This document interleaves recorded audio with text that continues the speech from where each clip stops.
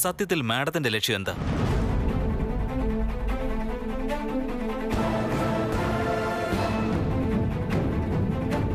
ശത്രു സംഹാരമാണെങ്കിൽ ഒരു പൂജയും ചെയ്യാതെ തീർത്തു തരും ഈ ഡാനി.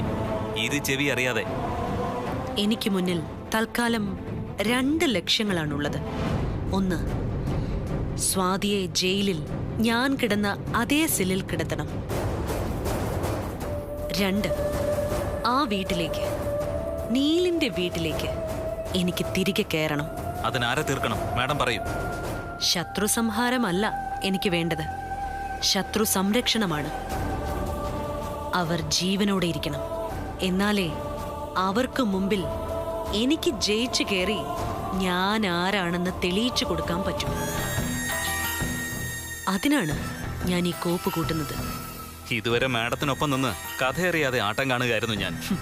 ഇനി അങ്ങോട്ട് ഡാനിയുടെ നീക്കങ്ങൾക്കും പ്രവൃത്തികൾക്കും കുറച്ചുകൂടി വ്യക്തതയും കൃത്യതയും ഉണ്ടാവണം. ഉറപ്പ്. മാഡത്തിന് എന്നെ വിശ്വസിക്കാം. ഡാനിയോട് എനിക്ക് ഒരു വിശ്വാസക്കുറവുമില്ല. പക്ഷേ ഊട്ടി ഉറപ്പിക്കണം ഇനി അങ്ങോട്ട്. പൊയ്ക്കോ.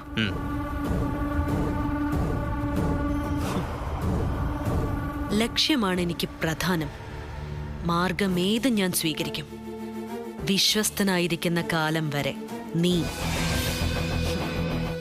അല്ലെങ്കിൽ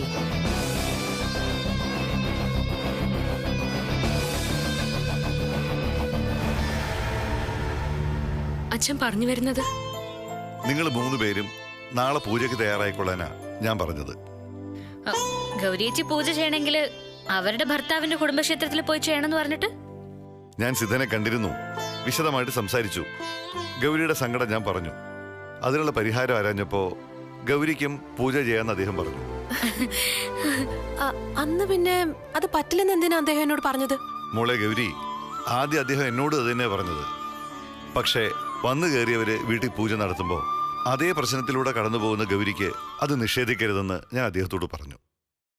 ഗൗരി ഇവിടെ പൂജ ചെയ്യുന്നതിൽ ഇത്തിരി ശരിയില്ലായ്മ ഉണ്ടെങ്കിലും നിർബന്ധമാണെങ്കിൽ ആയിക്കോളൂ എന്ന് ഒടുവിൽ അദ്ദേഹം പറഞ്ഞു. മാത്രമല്ല, നിന്റെ പേരിൽ മറ്റൊരു വിശേഷാൽ പൂജയും അദ്ദേഹം അവിടെ ചെയ്യുന്നുണ്ട്. അപ്പോ എനിക്ക് ശരിക്കും പൂജ ചെയ്യാല്ലേ വലിച്ച? ഞാൻ മലയാളത്തിലല്ലേ ഇത്രയും നേരം നിന്നോട് പറഞ്ഞത്. നിനക്ക് വേണ്ടി മാത്രം ഈ രാത്രിയിൽ സിദ്ധൻ അദ്ദേഹത്തിന്റെ സമയവും അറിവും സിദ്ധികളും ചെലവഴിച്ച് ഒരു വിശേഷാൽ പൂജ ചെയ്യുന്നുണ്ടെങ്കിൽ ഇവിടെ നടക്കുന്ന പൂജയോടുള്ള നിന്റെ സമീപനം കുറ്റമറ്റതായിരിക്കണം. വെളിച്ചം പറഞ്ഞു വരുന്നത്? ഞാൻ പറഞ്ഞു വരുന്നത് മറ്റൊന്നുമല്ല. ഭക്തിയല്ലാതെ മറ്റൊന്നും നിന്റെ മനസ്സിലുണ്ടാവാൻ പാടില്ല. വ്രതം കഠിനമായിരിക്കണം. ഒരു കാരണവശാലും മനസ്സുകൊണ്ടോ ശരീരം കൊണ്ടോ അതിനൊരു വിഘ്നവും വരാൻ പാടില്ല. ശരി വലിച്ച, ഞാൻ സൂക്ഷിച്ചോളാം. പൂജകളും അനുഷ്ഠാനങ്ങളും ഭയഭക്തി ബഹുമാനത്തോടെ ചെയ്തില്ലെങ്കിൽ അതിന് വിപരീത ഫലം ഉണ്ടാവും. ഞാൻ എൻ്റെ അനുഭവങ്ങളിൽ നിന്നാ നിങ്ങളോട് ഈ പറയുന്നേ. അതുകൊണ്ട് ആത്മാർത്ഥമായിട്ട് വ്രതമെടുത്ത് 3 പേരും നല്ല സന്താനങ്ങൾ നൽകണമെന്ന് ഈശ്വരനോട് പ്രാർത്ഥിച്ച് കാത്തിരുന്നോളൂ. പക്ഷെ അച്ഛാ, മകൻ നക്ഷത്രത്തിൽ ഒരു പെൺകുട്ടി ജനിക്കുന്നല്ലേ സിദ്ധം പറഞ്ഞിരിക്കുന്നത്? അപ്പൊ നമ്മൾ 3 പേരും ഒരുമിച്ച് പൂജ ചെയ്യുന്നോണ്ട്. ഓഹോ, അപ്പൊ സ്വാതി എടുത്തേക്ക് മാത്രം. ചോദ്യം എന്നോടല്ലേ, ഞാൻ മറുപടി പറഞ്ഞോളാം. നിങ്ങൾ നടത്തുന്ന ഈ പൂജയിൽ ഈശ്വരൻ പ്രസാദിച്ചാൽ മകൻ നക്ഷത്രത്തിൽ ഒരു പെൺകുഞ്ഞുണ്ടാവുന്ന സിദ്ധം പറഞ്ഞത്. അതിനർത്ഥം മറ്റു 2 പേർക്കും കുട്ടികളുണ്ടാവില്ല എന്നല്ല.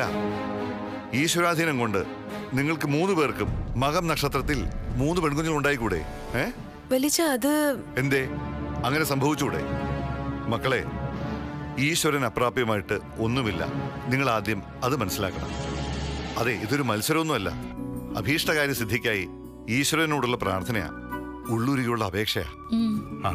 അതും ഇതും പറഞ്ഞു നിൽക്കാതെ അനാവശ്യ സംശയങ്ങളുമായി മുടക്ക് വർത്തമാനം പറയാതെ എത്രയും വേഗം നാളത്തെ പൂജയ്ക്കുള്ള ഒരുക്കങ്ങൾ ചെയ്യും.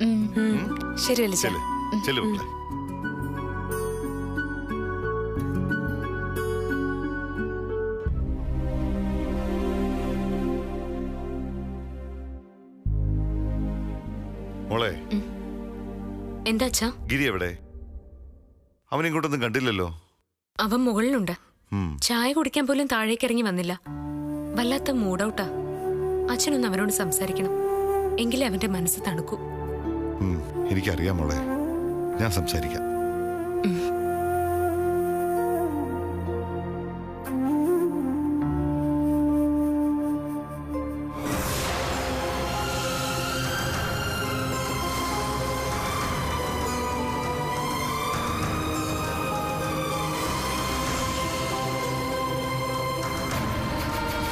പക്ഷെ ഈ മധുചന്ദ്രൻ ആരാ?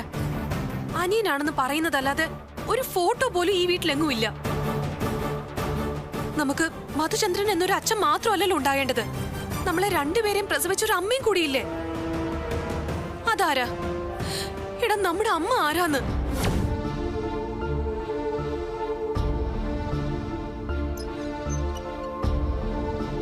ഗൗരി പറഞ്ഞതില് എന്തെങ്കിലും സത്യമുണ്ടോ? വർഷങ്ങളായിട്ട് വല്യച്ഛൻ അറിയുന്ന സിദ്ധൻ വല്യച്ഛന് ഒരു അനിയനില്ലെന്ന് കള്ളം പറയേണ്ട കാര്യം എന്താ? അങ്ങനെ ഒരു രക്തബന്ധമില്ലെങ്കിൽ പലപ്പോഴും സ്വന്തം മോനെ പോലെ എന്നെ സ്നേഹിക്കാൻ വല്യച്ഛന് കഴിയോ?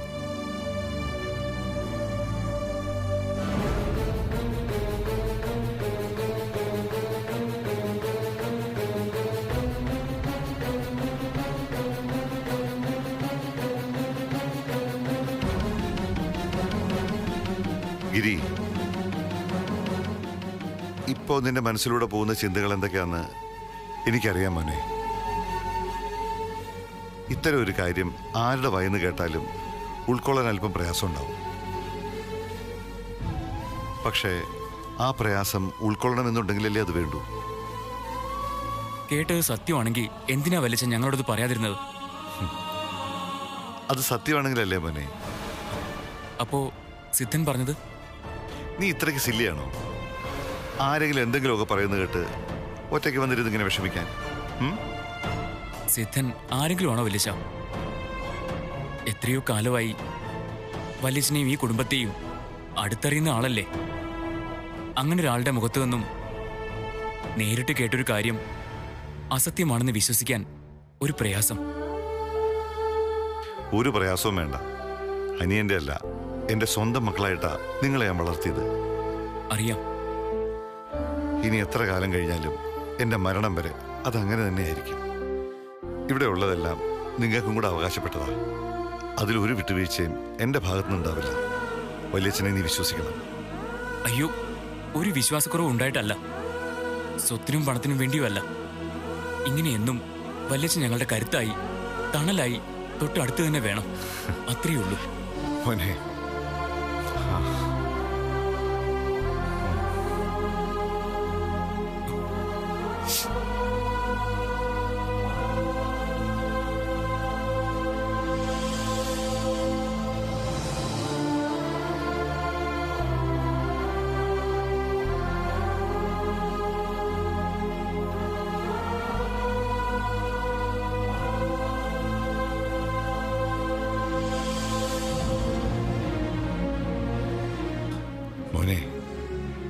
നമ്മൾ കേൾക്കുന്നതും കാണുന്നതും ഒക്കെ എപ്പോഴും സത്യമായിരിക്കണമെന്നില്ല. ഈ നിമിഷവും അതനുഭവിക്കുന്ന നീയും ഞാനും മാത്രമാണ് സത്യം. ആരും എന്തും പറഞ്ഞോട്ടെ, നമുക്കറിയാലോ നമ്മളാരാണെന്ന്. നീ വാ, വന്ന് കിടക്കാൻ നോക്ക്. ഞാൻ വന്നോളാം വലിച്ച. ശരി.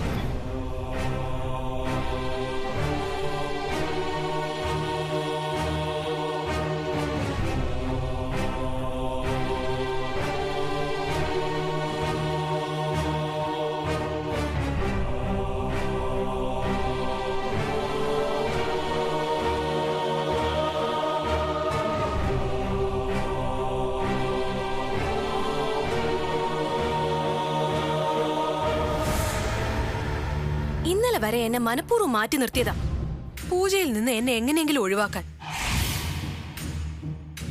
അങ്ങനെയാണെങ്കിൽ അത് സ്വാതി എടുത്തിട്ട് അറിവോട് തന്നെ ആയിരിക്കും. അങ്ങനെ തന്നെയാ ഞാനും കരുതിയത്.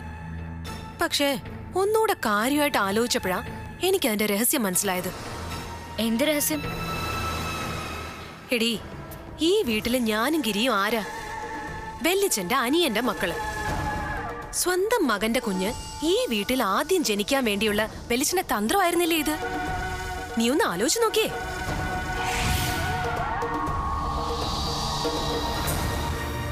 അല്ലേ? എനിക്കറിയാം, ഇപ്പൊ എന്നെ പൂജയിൽ പങ്കെടുപ്പിച്ചത് അത്ര നല്ല മനസ്സോടെയൊന്നും അല്ല. അങ്ങനെയാണെങ്കിൽ എന്നെയും ഗിരിയേട്ടനെയും പൂജയിൽ പങ്കെടുപ്പിക്കുന്നതോ? അനിയന്റെ മകന്റെ ഭാര്യയല്ലേ ഞാൻ. എടി, ഈ വല്യച്ഛൻ പറഞ്ഞ തിരിച്ചൊരു വാക്ക് പോലും ചോദിക്കാതെ അനുസരിച്ച് മാത്രം ശീലമുള്ള ആളാ എന്റെ ഈ ആങ്ങള. അത് മാത്രമല്ല, ഏട്ടത്തിക്ക് വേണ്ടി ചാകാൻ പോലും മടിയില്ല. അപ്പൊ പിന്നെ അവളുടെ കുഞ്ഞ് ഈ വീട്ടിൽ ആദ്യം ജനിക്കാൻ അവൻ സ്വയം ഒഴിവായി കൊടുക്കുവാണെങ്കിലോ? അപ്പോ വല്യച്ഛന്റെയും സ്വാതിയുടെയും ഉദ്ദേശം നടക്കും. അയ്യോ, നിനക്ക് മനസ്സിലായില്ലേ? ഇടി പോത്തെ, സ്വാതി ഗർഭിണി ആയതിനു ശേഷം മാത്രമേ നീ ഗർഭിണി ആകത്തുള്ളെങ്കിലോ? അങ്ങനെയാണെങ്കിൽ ആരുടെ കുഞ്ഞാ ആദ്യം ഈ വീട്ടിൽ ജനിക്കുന്നത്? നിന്റെയോ അതോ അവളുടെയോ? ഇപ്പൊ മനസ്സിലായോ വല്യച്ഛന്റെ തന്ത്രം? മനസ്സിലായി. ഇത് ഞാൻ സമ്മതിക്കില്ല. ഇനി എന്ത് ചെയ്യണമെന്ന് എനിക്കറിയാം.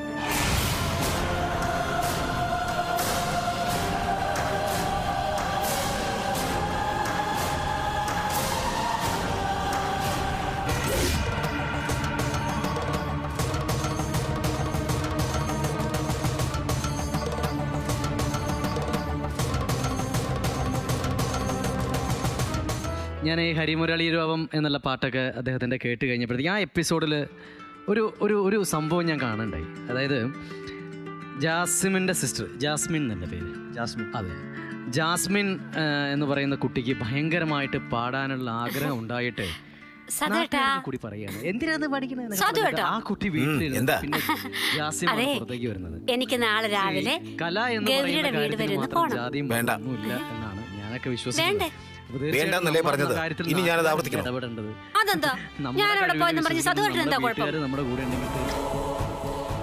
കുഴപ്പം എനിക്കല്ല, ആ വീടിനും അവിടെ ഉള്ളവർക്കാ. അതുകൊണ്ടാ നീ പോകണ്ടെന്ന് ഞാൻ പറഞ്ഞത്. ഇല്ല സതുവേട്ടാ, എനിക്ക് പോയേ പറ്റൂ. ചെല്ലാന്ന് ഞാൻ ഗൗരിമോൾക്ക് വാക്ക് കൊടുത്തതാ. നിന്നെ അങ്ങോട്ട് അയക്കില്ല എന്ന് മഹേഷ് ഏട്ടന് ഞാനും വാക്ക് കൊടുത്തു പോയി. ആഹാ, അത് ശരി. അപ്പൊ എന്നെ കുറിച്ച് ആവശ്യമില്ലാത്തതൊക്കെ പറഞ്ഞ് അവിടെ കുത്തിത്തിരിപ്പുണ്ടാക്കാണ് നിങ്ങളുടെ ഉദ്ദേശം അല്ലേ? അതിന് ഞാൻ എന്ത് കുത്തിത്തിരിപ്പ് പറഞ്ഞു? സത്യമല്ലേ പറഞ്ഞത്? നീയും ഗൗരിയും കൂടി ഇവിടെ നിന്ന് ആലോചിച്ചത് നല്ല കാര്യമൊന്നുമല്ലല്ലോ, ആണോ? നാളെ അവിടെ നടക്കുന്ന പൂജ നല്ല കാര്യത്തിനുള്ളതാ. അത് നീ ആയിട്ട് ഒന്ന് കുളമാക്കാൻ ഞാൻ സമ്മതിക്കില്ല. നിങ്ങൾ എന്തൊക്കെ പറഞ്ഞാലും എനിക്ക് പോയേ പറ്റൂ. ഞാൻ പോവും. നിങ്ങൾ വേണേനെ രണ്ട് തല്ലിക്കോ. നിങ്ങൾക്ക് വാശിയാണെങ്കിലേ എനിക്കും വാശിയാ. വാശി പിടിച്ച് പങ്കെടുക്കാനേ ഇത് പന്തയൊന്നുമല്ല, ദൈവനിയോഗം നടപ്പാക്കാനുള്ള ഒരു പൂജയാ. ഇങ്ങനെ നീ വാശി പിടിച്ചാല് ദൈവം തന്നെ നിന്റെ പോക്ക് മുടക്കും. എന്റെ മോന് നല്ലത് സംഭവിക്കാൻ വേണ്ടി നടത്തുന്ന ഒരു പൂജയ്ക്ക് അമ്മയായ ഞാൻ പോകണ്ടെന്ന് ഒരു ദൈവങ്ങളും പറയില്ല. നിന്റെ വിശ്വാസം നിന്നെ രക്ഷിക്കട്ടെ, എനിക്കതേ പറയാനുള്ളൂ. എന്തായാലും അവിടെ ആ പൂജാ ചടങ്ങിൽ നീ ഉണ്ടാവില്ല, അതെനിക്ക് ഉറപ്പാ. ദൈവമേ, ഇനി വല്ല ഉറക്ക ഗുളിക കലക്കി എനിക്ക് തരുവോ? ഇനി ഒരു ഗ്ലാസ് വെള്ളം പോലും ഇവിടുന്ന് ഞാൻ കുടിക്കില്ല. ആഹാ.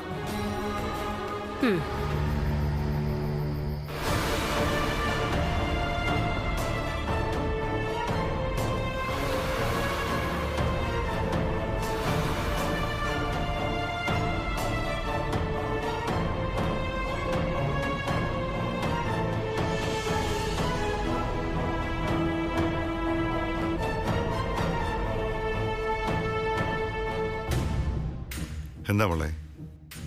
അച്ഛാ, എനിക്കൊരു കാര്യം പറയാനുണ്ട്. അച്ഛൻ എന്നോട് ദേഷ്യപ്പെടുകയോ എന്നെ വഴക്ക് പറയുകയോ ചെയ്യരുത്. എന്തു പറ്റി?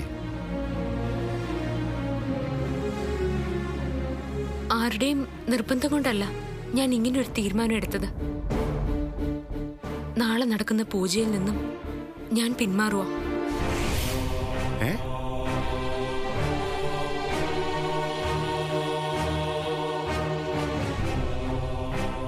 മോളെ, നീ ഇതെന്താ ഈ പറയുന്നേ? നാളെ ഈ പൂജ നടത്തുന്നത് തന്നെ എന്തിനാന്ന് നിനക്കറിയാലോ. ഈ പൂജയുടെ പ്രധാന സ്ഥാനത്ത് നിൽക്കേണ്ടത് നീയും നന്ദിനിയാ. അത് നീ മറക്കരുത്. മറന്നിട്ടല്ല അച്ഛാ, പക്ഷെ ഗൗരിയുടെ മനസ്സിൽ ഇത്രയും വലിയ സങ്കടം ഉണ്ടെന്ന് ഞാൻ ഇപ്പോഴാ അറിഞ്ഞത്. എന്ത്? ദേവിയുടെ അനുഗ്രഹം കൊണ്ട് മകം നക്ഷത്രത്തിലുള്ള പെൺകുഞ്ഞ് അവൾക്ക് തന്നെ ജനിക്കട്ടെ. അത് അവൾ ശരിക്കും ആഗ്രഹിക്കുന്നുണ്ട്.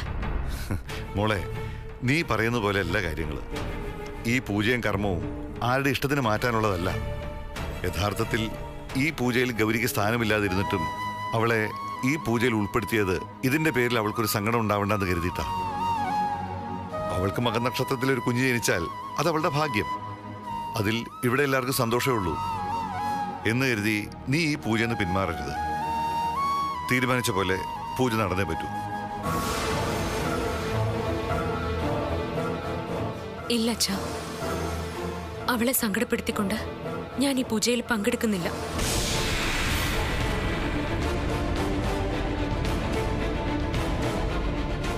അച്ഛൻ ഇനി എന്നെ നിർബന്ധിക്കരുത്.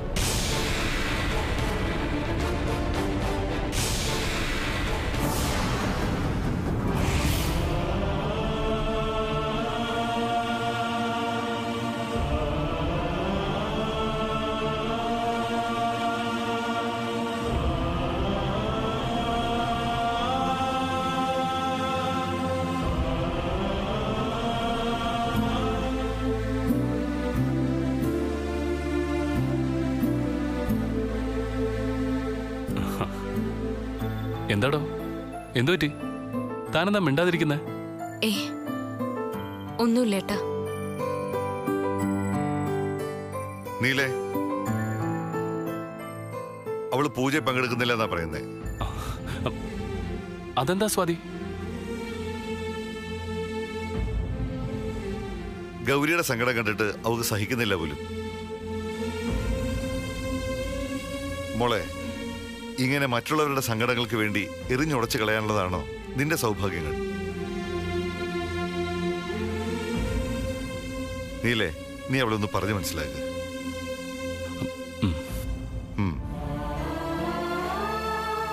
സ്വാതി, പൂജ നടത്തുന്ന കാര്യം നേരത്തെ പറഞ്ഞു ഉറപ്പിച്ചല്ലേ, പിന്നെന്താ ഇപ്പൊ ഒരു പ്രശ്നം? ഏട്ടാ, ഗൗരിയുടെ മനസ്സിൽ വലിയ സങ്കടമുണ്ട്. ഞാൻ ഈ പൂജയിൽ പങ്കെടുത്ത അവളുടെ കുഞ്ഞ് ഈ വീട്ടിൽ ജനിക്കുന്നതിന് തടസ്സമാണെന്ന് അവൾ ഉറച്ചു വിശ്വസിക്കുന്നു. അങ്ങനെ അവൾ നിന്നോട് പറഞ്ഞോ? പറഞ്ഞു. ഏട്ടാ, അവക്ക് വേണ്ടി ഞാൻ ഈ പൂജയിൽ നിന്ന് പിന്മാറുക.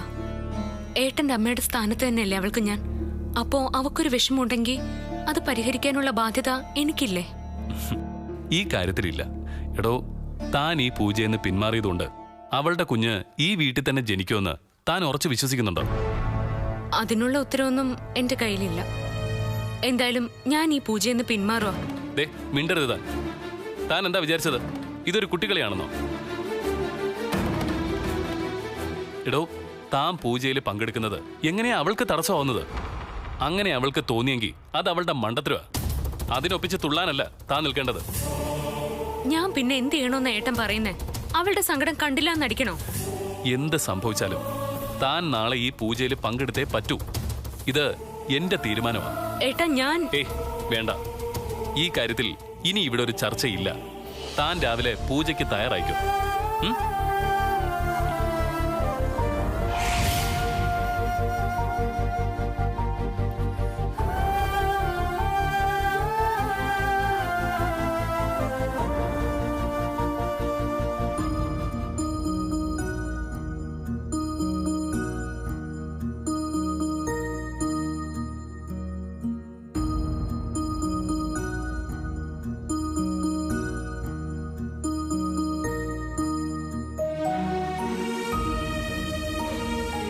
ഗിരി, നീ എന്താ ഇവിടെ ഒറ്റയ്ക്കിരിക്കുന്നെ? കാര്യങ്ങളൊക്കെ ഞാൻ അറിഞ്ഞു. എന്ത് പറഞ്ഞ് നിന്നെ ആശ്വസിപ്പിക്കണമെന്ന് എനിക്ക് അറിയില്ല. ഓർമ്മ വെച്ച നാളു മുതൽ നമ്മൾ വിളിച്ചു ശീലിച്ചൊരു പേരും ഹൃദയത്തോട് ചേർത്ത് വെച്ചൊരു രൂപവും ഒരു നിമിഷം കൊണ്ട് ആരുമല്ലാതായി തീരുന്നത് ഒരു വല്ലാത്ത വേദനയാ. അത് അനുഭവിച്ചാലേ അറിയൂ. എടാ, അതിനിവിടെ നീ ചിന്തിക്കുന്നത് പോലെ ആരുമല്ലാതെ ആയിട്ടില്ല. ഇനി കേട്ടതൊന്നും സത്യമാവണമെന്നും നിർബന്ധവുമില്ല. മധുചന്ദ്രൻ, അച്ഛൻ എന്ന സങ്കല്പം എനിക്ക് ആ പേര് മാത്രമേ ഉള്ളൂ. ജീവിച്ചിരിപ്പില്ല എന്ന് പറയുന്നു. എങ്ങനെയാ മരിച്ചതെന്ന് ഇത്രയും കാലം ആരും പറഞ്ഞു തന്നിട്ടുമില്ല. വല്യച്ഛനുള്ളതുകൊണ്ട് അങ്ങനൊരാളുടെ അഭാവം ഇതുവരെ ഫീൽ ചെയ്തിട്ടുമില്ല. പക്ഷെ ഇപ്പോ എന്താ അച്ഛൻ നിന്നോട് പറഞ്ഞോ അദ്ദേഹം നിനക്ക് ആരും അല്ലെന്ന്? അങ്ങനെ സംഭവിച്ച പിന്നെ നിങ്ങൾ ആരും എന്നെ കാണില്ല. എടാ ഒരിക്കലും നമ്മുടെ അച്ഛൻ അങ്ങനെ ചിന്തിക്കുക പോലുമില്ല. എന്നെക്കാൾ നന്നായി ആ മനുഷ്യനെ നിനക്കറിയാം. പലതും കുഴഞ്ഞു മറിഞ്ഞു കിടക്കുന്ന ഒരു മനസ്സ് അച്ഛൻ്റേത്. ആ രൂപം പോലും അസ്വസ്ഥമായ ആ മനസ്സിന്റെ അടയാളമാ. എനിക്കറിയാം. അതുകൊണ്ട് തന്നെയാ കൂടുതലൊന്നും ചോദിച്ച് വല്യച്ഛനെ ഞാൻ വിഷമിപ്പിക്കാത്തത്. പക്ഷെ നിന്നോട് എനിക്ക് ചോദിക്കാം, ഞങ്ങളുടെ അമ്മ ആരാ നീൽ? അവരെങ്ങനെയാ മരിച്ചത്? അതോ അവർ ജീവിച്ചിരിപ്പുണ്ടോ? ഉണ്ടെങ്കിൽ എവിടെയാ? ഇതിനൊക്കെയുള്ള ഉത്തരം നിന്റെ കയ്യിലുണ്ടോ?